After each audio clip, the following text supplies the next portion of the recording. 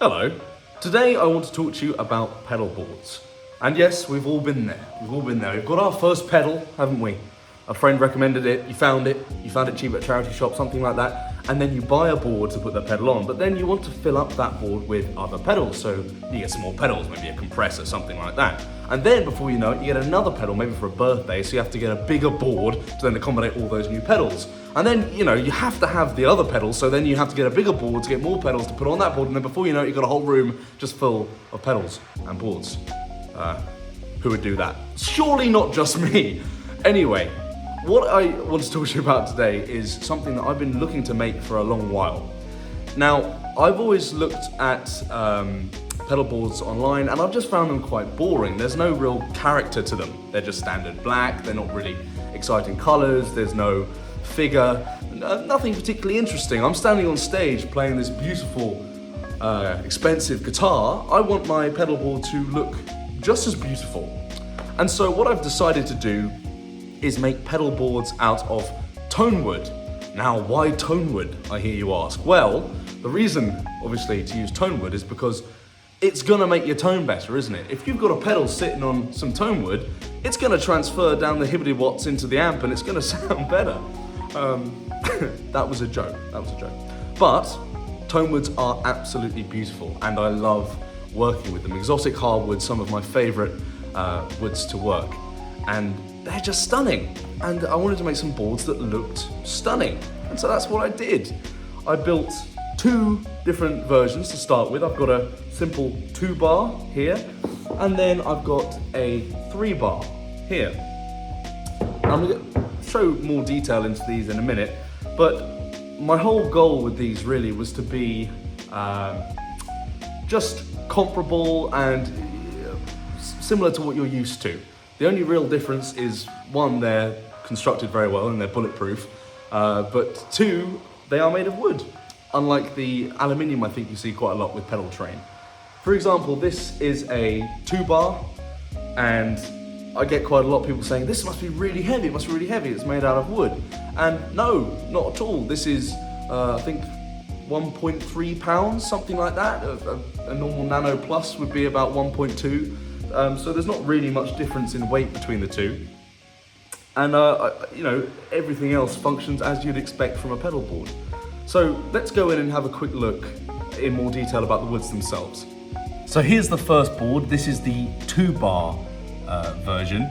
And this is made from some lovely woods. I've always wanted boards made out of wood, and beautiful wood at that. So I thought, when I'm making mine, let's make them out of 3 beautiful woods. I've got another one of these actually made up as well. I've sold a couple of these boards already, just seeing if people are interested in this kind of thing. And it turns out they are, which is wonderful. It proves that I'm not mental. So this is actually made up of Amazique, which is this lovely dark exotic hardwood on the top. The feet here are made up of Paduke, which is a lovely kind of orangey, reddy wood.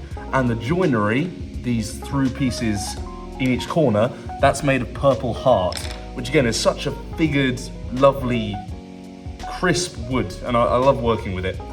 Now these, as you can see, the joinery at each end, they go through the entire foot, all the way to the base, and that makes an incredibly strong joint. And with Amazique being an exotic hardwood, it's very dense and tough on the top. Really, these can stand a lot of abuse. You're not going to be breaking them anytime soon.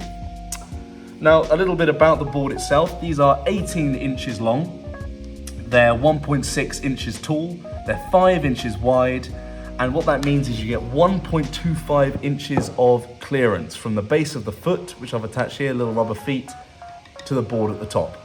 And that's plenty of room to attach a power supply that's going to be more than adequate for the amount of pedals you can fit on this board. Somewhere over here, I've got a DS1 to show you for scale. You can get quite a few pedals fit on here, maybe 5, something like that. So yeah, there's plenty of room for the power supply underneath. There's something great about using woods like this because you don't have to use any stain or anything. These just let the color of the wood speak for themselves. This purple heart coming through and this dark Amazique on top, it's just a lovely, lovely combination of colors, and they're a joy to work with. The other version of the board I have at the minute is this gorgeous 3-bar version, Now this, the same basic construction method as the other, very strong joints in each corner. This, however, is made of zebrano or zebra wood going along the top, and that's actually kind of figured. It's got a nice little holographic effect in the light. It's got the Paduke feet that the other one had, and this one uses mahogany joints through the side. Now the stats of this one, it's a bigger unit, because I'm thinking, well, people will want different power supplies under it. So this one is same as 18 inches long, 2.2 inches tall, so significantly taller, 8 inches wide, and that gives you 1.7 inches of clearance, so plenty of room under there for a power supply. I haven't put the feet on this one yet, it's just had its first coat of oil, so that's going to be a job further on down the line. But yes, 3 bars, plenty of room for lots of pedals. You can stack them, you can have little half sizes in the middle, lots more room. These boards are all finished with a proprietary oil that I use on some guitars as well. And this is really just so the figure of the wood stands out. I wanted the figure to be the key element of these. When you look at them, you say, "Ooh, that's nice wood," because it is.